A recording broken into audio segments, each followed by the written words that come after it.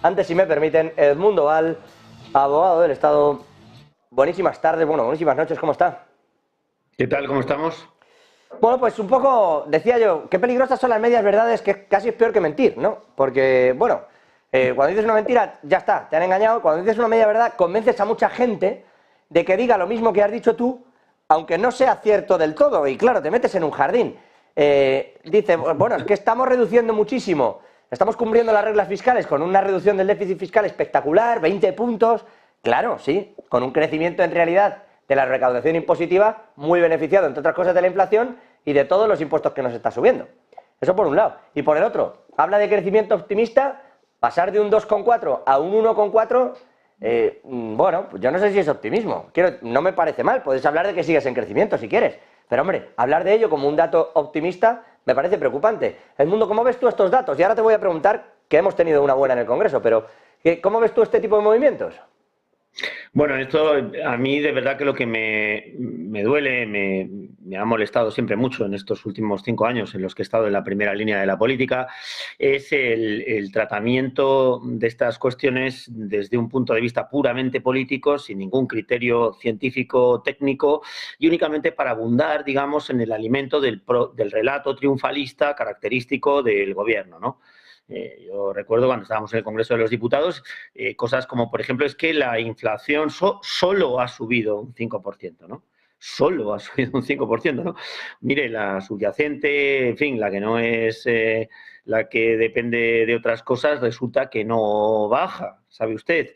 Y nos encontramos en una situación, pues, verdaderamente terrible con respecto a las economías de las familias medias. No, pero es igual, hay que lanzar, digamos, las campanas al vuelo, que me recuerda mucho este dato relativo al crecimiento.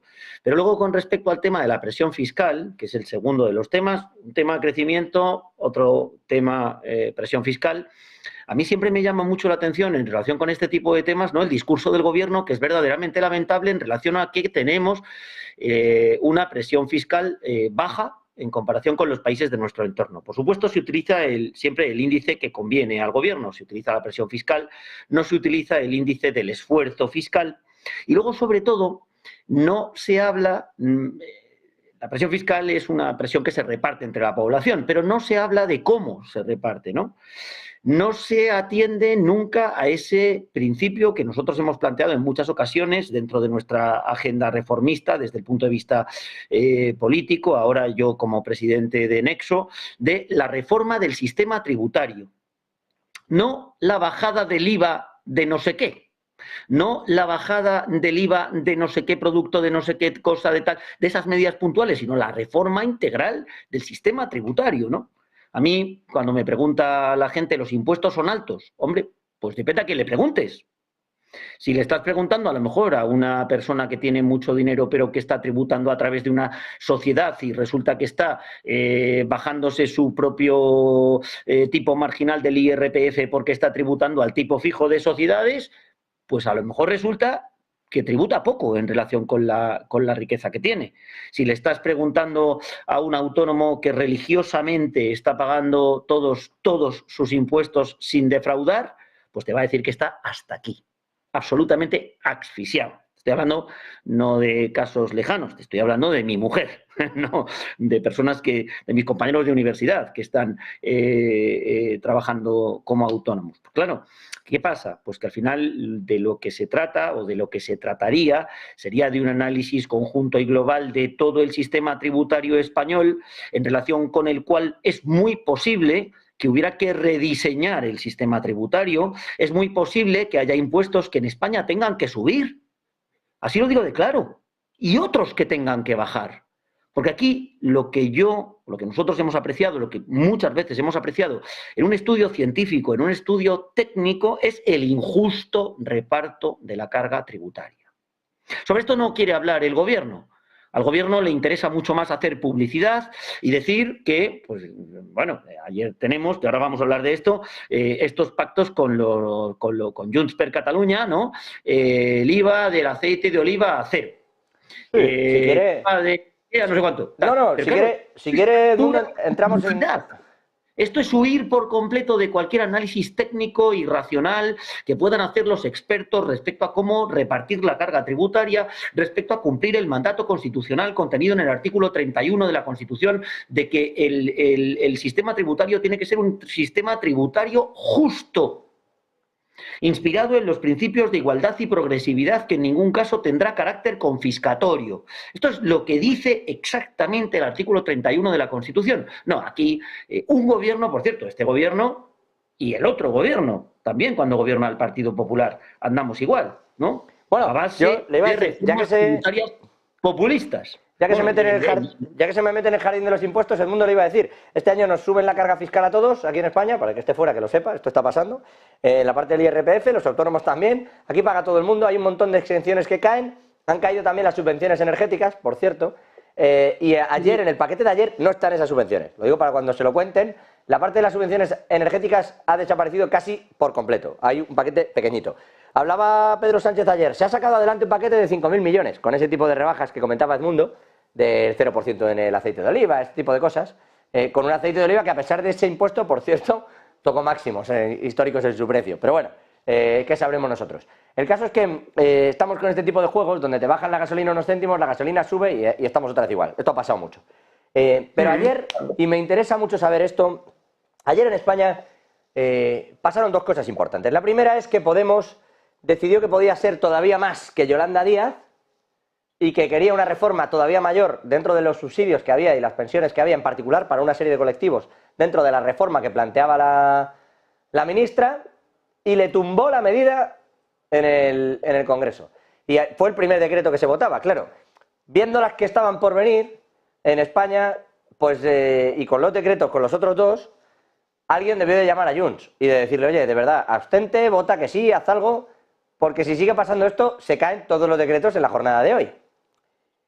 Salió, evidentemente, todas las mociones que había todas las enmiendas, perdónenme, que había contra la ley de amnistía cayeron, etcétera, etcétera, pero se aprobaron otros dos decretos. Y a cambio, Junts desapareció de allí mientras se votaba para que se produjera ese empate y el voto de calidad fuera favorable al gobierno, y en medio de eso se hicieron una serie de concesiones que tienen y que van a dejar, entre otras cosas, a la Policía Nacional sin competencias en Cataluña.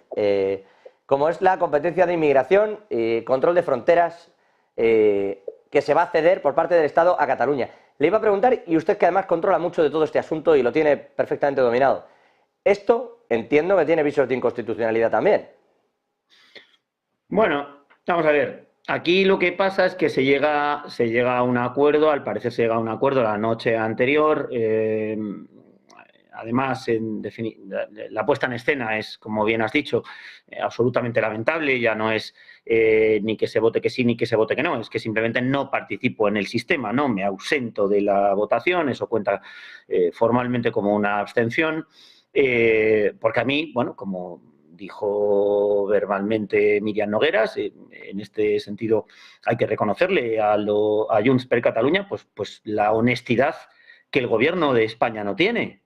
El gobierno de España nos trata de engañar, nos trata de mentir, nos hace comulgar con ruedas de molino, trata de manipular, en definitiva, el relato, pero gracias a Dios, pues tenemos a Junts que cuenta la verdad. Y gracias a Junts nos enteramos de lo que verdaderamente hay detrás de estos pactos y nos dicen, primero, a mí lo que le pase a ustedes, los españoles, me importa un carajo. Es lo que dice Míriam Noguera, ¿no? O sea, a mí que me cuentan los españoles, yo no soy española. Yo quiero sacar al gobierno de España cosas para Cataluña. A mí lo que pasa en Extremadura, pues como si Extremadura sufre un terremoto, me da igual, me da absolutamente igual.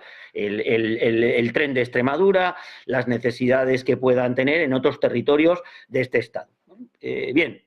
Gracias por aclararnos la situación, porque el gobierno de España parece que lo que nos está vendiendo es que este es el gobierno también más progresista de la historia, lo mismo que la anterior legislatura, y que esto lo están haciendo gracias o por mor del progreso social y del bienestar general, etcétera. Bien. Segundo, los pactos. Claro, los pactos, publicación de las balanzas fiscales.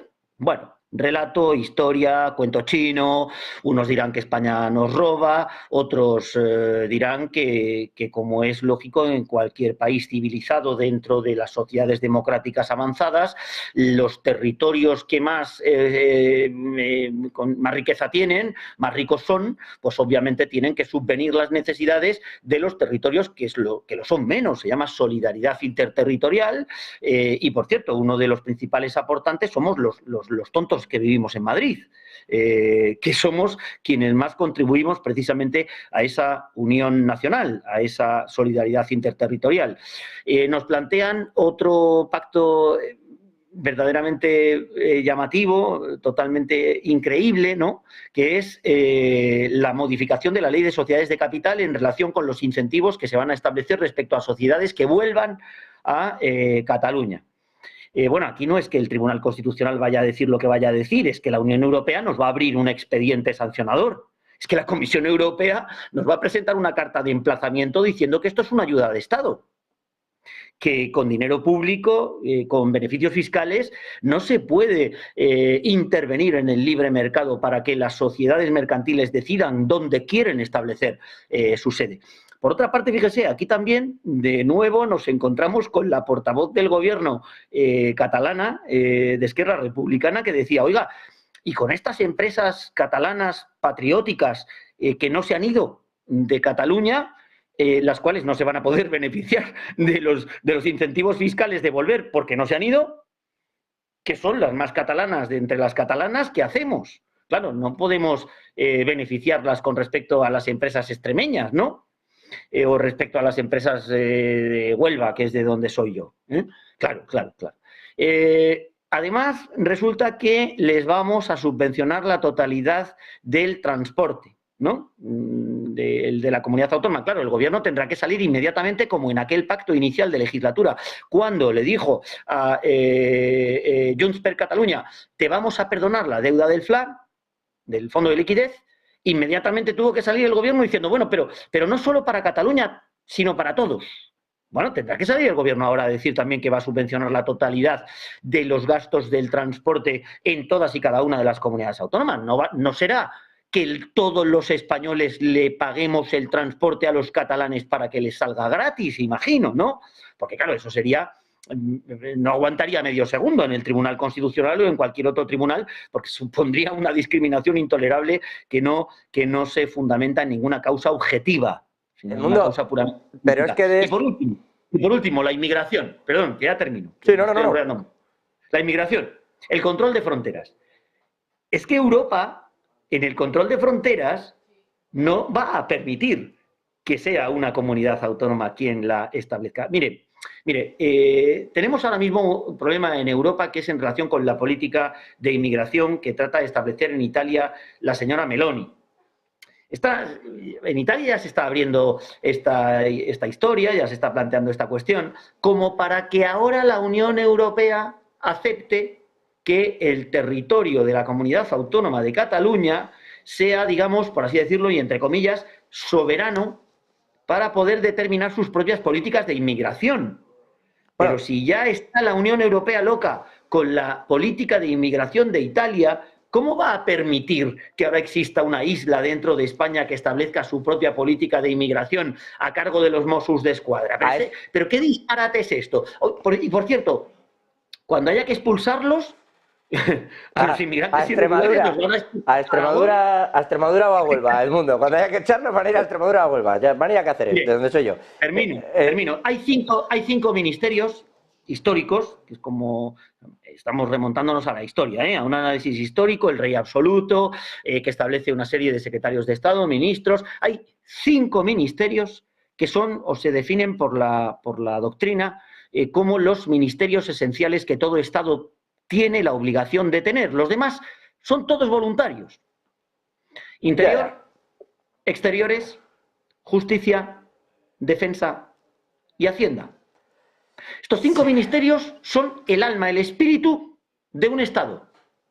Y le estamos cediendo a Cataluña Interior en relación con el control de las fronteras. Es la idea. Le estamos teniendo una competencia que es esencial, absolutamente esencial de un Estado. Pero, Edmundo, es que esa ocurrió ayer. Es que esa es la idea, Edmundo. Quiero decir, como decía usted, los catalanes no nos están engañando, es verdad.